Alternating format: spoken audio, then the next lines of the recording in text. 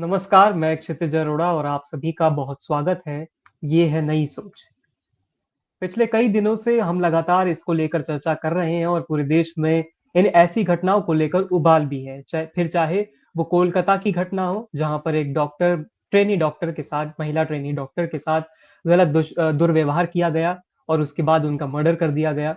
और दूसरी तरफ कल हम ही बात कर रहे थे कि मुज़फ्फरपुर में बिहार के किस तरीके से ठीक वैसी ही घटना सामने आई थी।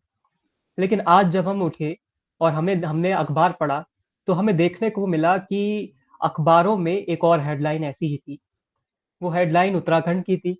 उत्तराखंड में भी ठीक इसी तरह का एक केस सामने आया। हालाँकि केस 30 जुलाई को हुआ था और 31 जुलाई को इसको लेकर एफआईआर दर्ज करवाई गई थी कि एक नर्स जो थी, वो अपने हॉस्पिटल से वापस जब घर जा रही थी, तो उस बीच में उनके साथ क्या हुआ ये किसी को पता नहीं था। उस बीच में हुआ ये कि उनकी जो बहन थी उन्होंने एफआईआर दर्ज करवाई। जब पुलिस में और उसके कुछ दिनों बाद ही लगभग 8 या 7 अगस्त को ये पता चला कि उनकी डेड बॉडी कहीं से मिली है। वो उत्तर प्रदेश में थी। उत्तर प्रदेश में जब उनकी डेड बॉडी मिली और उसका पोस्टमार्टम किया गया, तो पता चला कि उस नर्स के साथ भी वही काम हुआ था, जो कि कोलकाता वाले ट्रेनी डॉक्टर के साथ हुआ था। यानी कि ये पिछले कुछ दिनों में अगर हम बात करें, तो ये ऐसी तीसरी घटना थी। ये सवाल हमें खड़ा होता है अब आकर कि आखिर हम ऐसे कौन से समाज में जी रहे हैं, जो लगातार ऐसी घटनाएँ हमारे सामने आती जा रही हैं।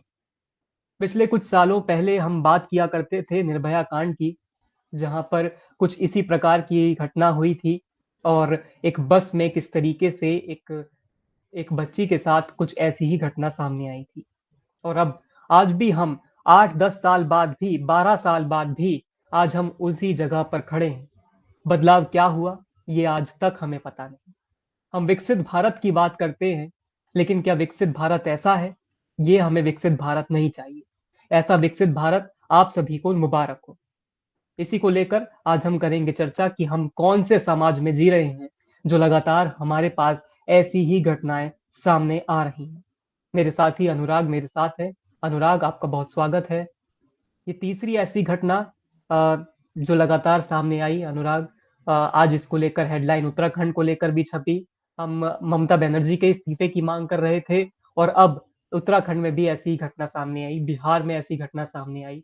तो अब इसको लेकर किस तरीके से आप इस पर रिएक्ट करेंगे? ये सबसे बड़ी बात है कि पिछले कुछ दिनों से जो खबरें लगातार देश में उछाल में है, जो हमें देखने को आ रही है, वो कहीं ना कहीं मानवता को शर्मसार करने वाली खबरें हैं।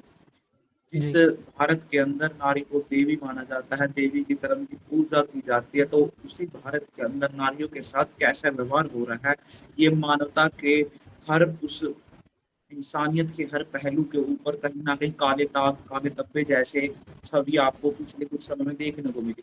देखिए, हमने कोलकाता के ऊपर चर्चा की, हमने बिहार के मुज़फ्फरपुर के ऊपर कल चर्चा की और आज उत्तराखंड के अंदर जो हुँ, कुछ हुआ, सबसे बड़ी दुःख की बात ये है कि आप देखिए 30 जुलाई की घटना 31 को मिसिंग रिपोर्ट होती है।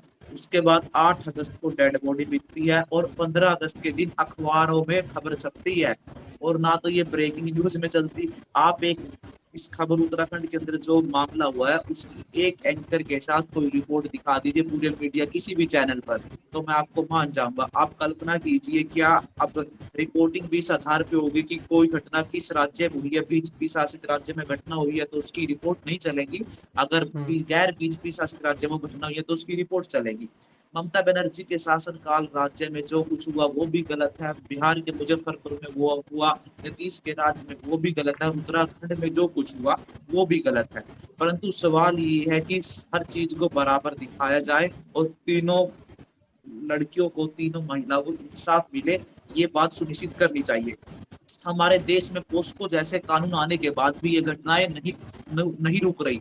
लगातार इन घटनाएं आपने देखी होंगी, लगातार ऐसी घटनाएं समाज में सामने आ रही है। तो भारत को पता नहीं किस आधुनिक दौर में भारत जी रहा है। इस आधुनिकरण के हुँ, कारण हम एक तरफ तो हमारे देश को प्रगति की राह पर चलता हुआ देख रहे हैं कि हम 2G से 5G पे आ गए, परंतु जो दौर भारत के अंदर पिछले कुछ दिनों में देखने को मिला, तो ये ऐसे किसी भी आधुनिकरण भारत की तस्वीर को पेश नहीं करता। ये सिर्फ महज इंसानियत और मानवता की बिल्कुल, जो अनुराग आपने संवेदन। ये सवाल ठीक उठाया कि हम 2G से 5G इंटरनेट पर तो आ गए, लेकिन हमारी सोच 2G से 5G क्यों नहीं हो पाई? ये आज भी उसी तरह से क्यों दिख रही है, जो 2012-11 में जो निर्भया कांड हुआ था, उसके बाद भी आज लोग ऐसे हैं, जहाँ पर ऐसी घटनाएँ सामने आई हैं और लगातार तीसरी ऐसी घटनाएँ पिछले कुछ दिनों में, जो हमने ऐसी सुनी हैं। तो ये सवाल खड़ा करता है कि आखिर हमारी सोच को हो क्या गया है? देखिए, निश्चित रूप से समाज के अंदर अच्छे इंसान भी रहते हैं, बुरे इंसान भी रहते हैं, परंतु कहीं ना कहीं कुछ ऐसे इंसान इस समाज के अंदर है जिनकी वजह से पूरी इंसानियत और पूरी मानवता शर्मसार हो जाती है। कोलकाता के अंदर जो हुआ, उसके विरोध प्रदर्शन में जब वहां पर प्रोटेस्ट चल रहा था, उसमें 4 साल की बच्ची से लेकर आप 92 साल की महिला, बूढ़ी हुँ, महिला को भी उसमें देख सकते हैं। तो कहीं ना कहीं कुछ अच्छी तस्वीरें, कुछ बुरी तस्वीरें समाज के अंदर आपको जरूर देखेगी, परंतु कहीं ना कहीं आप देखिए, आप 2024 के अंदर आ चुके हैं, सब कुछ तमाम चीजें डिजिटलाइजेशन हो चुकी है, हम आधुनिकरण भारत की बात करते हैं, जी, भारत को विश्व गुरु बनाने की बात करते हैं, भारत को विकास के पथ पर चलाने की बात करते हैं, और आप देखिए कि ये पहली बार नहीं हुआ। ऐसी घटनाएं लगातार पिछले कई सालों से, उससे भी पहले लगातार ऐसी कई घटनाएं सामने आ रही है। देखिए, सबसे पहली बात है कि और सख्त कानून बनाए जाए, तभी ऐसी घटनाओं पर लगाम लगेगी। पोस्को आने के बाद भी एक कल्पना की गई थी कि ऐसी घटनाओं में कमी आएगी, परंतु हुँ, फिर भी पोस्को जैसे एक्ट लाने के बाद भी ये घटनाएं निरंतर सामने आ रही है। आप दिल्ली के जो निर्भया कांड था, उसके बाद देखिए कितनी ना जाने कितनी घटना हुई। देखिए, सबसे बड़ी विडंबना ये है कि अगर अपराध कहीं हो जाता है तो उसे पार्टी से जोड़कर उसे छोटा बना दिया जी, जाता है। अगर अयोध्या के अंदर कुछ हुआ तो एक पार्टी से जोड़कर आरोप प्रत्यारोप चलते हैं, कलकत्ता के अंदर कुछ हुआ तो दूसरी पार्टी से जोड़कर आरोप प्रत्यारोप चलते हैं, बिहार में हुआ तो फिर वहीं पर वही सिलसिला चलता रहेगा। क्या किसी को इंसानियत की चिंता नहीं है कि पार्टी लाइन से उठकर एक इंसानियत की हम मिसाल पेश करें? परंतु हमारे देश की राजनीति का सतर इतना गिर चुका है कि इन नेताओं से कोई उम्मीद रखने का कोई फायदा नहीं है। देखिए, सबसे बड़ी बिल्कुल। बात है कि हमारे देश में जो महिला आयोग की सदस्य है, महिला आयोग की अध्यक्ष है, तो उनको भी एक बड़ी पहल चलानी चाहिए इस विषय को लेकर, महिलाओं की सुरक्षा को सुनिश्चित करने के लिए, ताकि हमारे देश में हर राज्य की पुलिस ये सुनिश्चित करे कि इस प्रदेश में रहने वाली हर महिला को सुरक्षा प्रदान कराई जाए।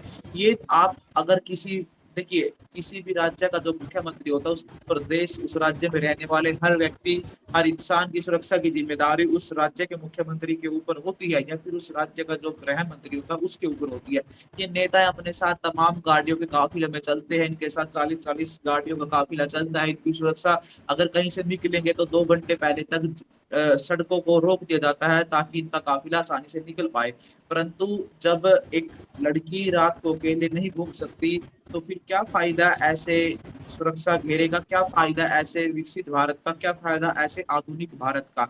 हम बड़े ही लाल किले से या फिर कहीं से भी बड़ी बड़ी बातें कर ले, परंतु धरातल की सच्चाई ये है कि आज हमारे देश में महिला आज भी रात को बाहर जाने के लिए 100 बार सोचती है।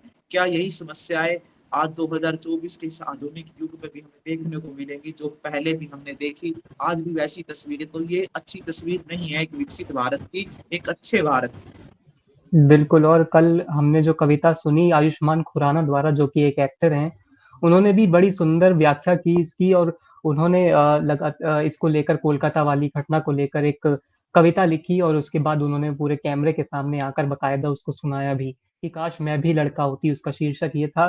तो क्या ऐसे मतलब हम ऐसे समाज में कैसे जी सकते हैं जहाँ पर हमारी महिलाएँ सुरक्षित ना हों? ज़रा-सी किसी नेता की सुरक्षा में चूक हो जाती है, तो उसे बहुत बड़ा मुद्दा बना दिया जाता है, टीवी चैनलों पर डिबेट होने लगती है, हम लोग भी डिबेट करने लगते हैं, मीडिया में डिबेट लगातार होने लगती है इसको लेकर। लेकिन जब एक महिला बाहर रात को नहीं निकल सकती, उसके साथ ऐसी घटनाएँ हो जाती हैं, जैसा कि अब नई घटना उत्तराखंड में सामने आई है, जहाँ पर एक नर्स अपने हॉस्पिटल से वापस घर जा रही थी और उस दौरान उसके साथ क्या हुआ, वो ये हमें झकझोर कर रख देती है। अनुराग, हम नेताओं की बात करते हैं कि एक तरफ हम कोलकाता में देखते हैं तो वहाँ बीजेपी ममता बनर्जी के ऊपर हमलावर होती है। अब क्या हम ऐसा देखेंगे कि क्या हमें क्या जनता को अब पार्टियों पर निर्भर हो जाना पड़ेगा? क्या विपक्ष पर निर्भर हो जाना पड़ेगा अपने लिए इंसाफ माँगने के लिए कि कोलकाता में अगर ममता बनर्जी सत्ता पक्ष में है और वहाँ पर बीजेपी विपक्ष में है, तो बीजेपी के पास आप जाइए। बिहार में एनडीए सत्ता पक्ष में है, तो आप कांग्रेस या फिर आरजेडी के पास जाइए। उत्तराखंड में बीजेपी सत्ता पक्ष में है, तो आप कांग्रेस के पास जाइए क्योंकि कांग्रेस विपक्ष में है।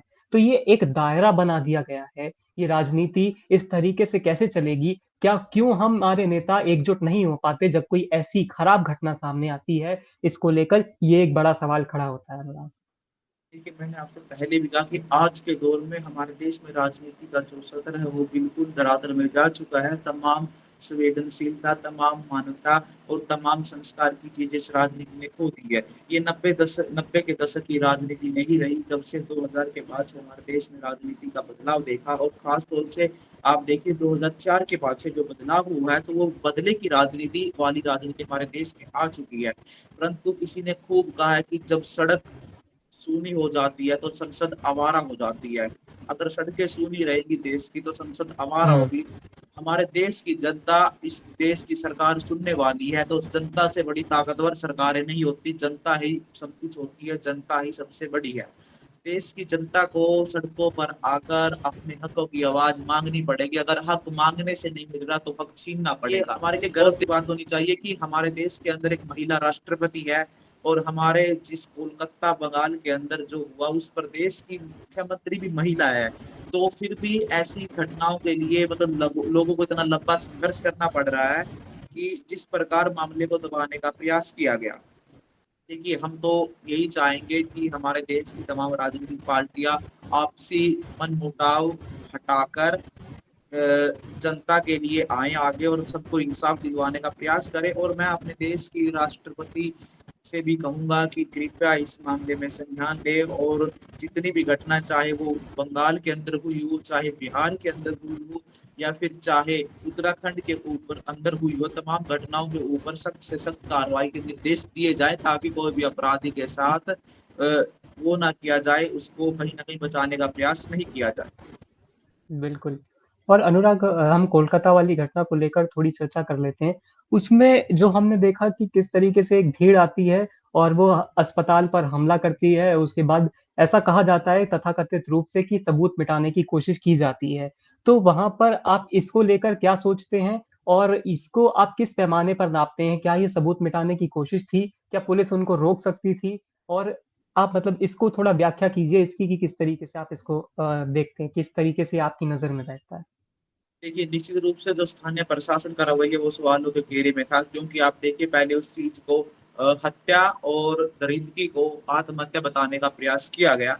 परंतु जब मामला दबा नहीं तो उनके हाथ से निकल चुका था, तब पता लगा कि ये दरिंदगी या नरसंहार हुआ है।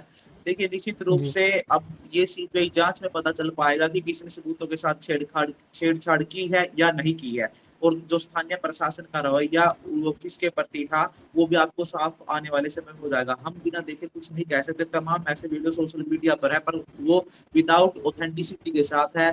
अगर आप किसी चीज को ऑथेंटिकेट नहीं कर सकते तो उसके ऊपर कई टिप्पणी करना मैं नहीं समझता कि वो ठीक है। जी।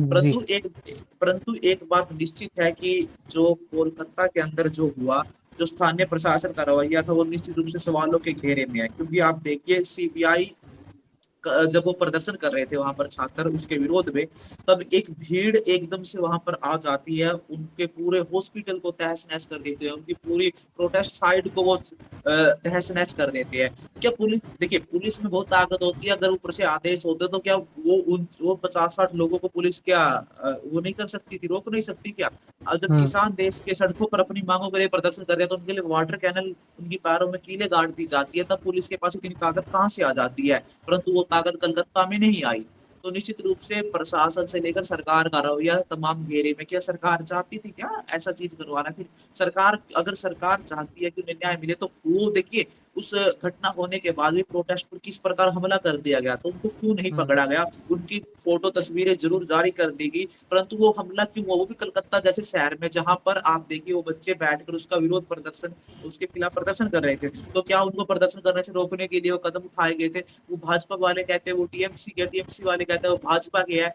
परंतु वो किसी के वो परंतु उनके खिलाफ कार्रवाई जरूर करनी चाहिए। और देखिए सीबीआई जांच में सब कुछ बातें साफ हो जाएंगी, कौन किसे बचाने का हुँ, प्रयास कर रहा था। और कलकत्ता हाई कोर्ट ने जो घटना हुई थी, जो अटैक हुआ था उन बच्चों के ऊपर जो वहां प्रदर्शन कर रहे थे, उसके ऊपर कलकत्ता हाई कोर्ट ने बंगाल की ममता सरकार को भी फटकार लगाई कि ऐसे कैसे होने दिया गया, आपकी पुलिस क्या कर रही थी।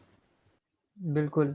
लगातार इनको लेकर सवालों के घेरे में भी कोलकाता का प्रशासन ज़रूर है और हम ये भी कहेंगे अनुराग कि उत्तराखंड को लेकर भी यहाँ पर सीबीआई की जाँच हो क्योंकि राज्य सरकारों की पुलिस पर किसी को भरोसा रहता नहीं है ऐसे मामलों में।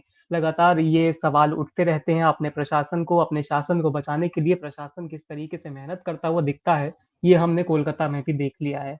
और अब हम ये चाहेंगे कि बिहार के केस में भी, चाहे वो मुज़फ्फरपुर का हो माफ़ कीजिएगा और साथ ही साथ उत्तराखंड का भी जो ये नया मामला सामने आया है, इसको लेकर भी लगातार इस पर सवाल पूछे जाने चाहिए फिर चाहे सरकार किसी की भी हो। क्योंकि बहुत आसान होता है हत्या को आत्महत्या कह देना। फिलहाल के लिए अनुराग आज इस वीडियो को यहीं समाप्त करते हैं। आपका बहुत शुक्रिया और आप सभी का भी बहुत शुक्रिया। नमस्कार, ये है नई सोच।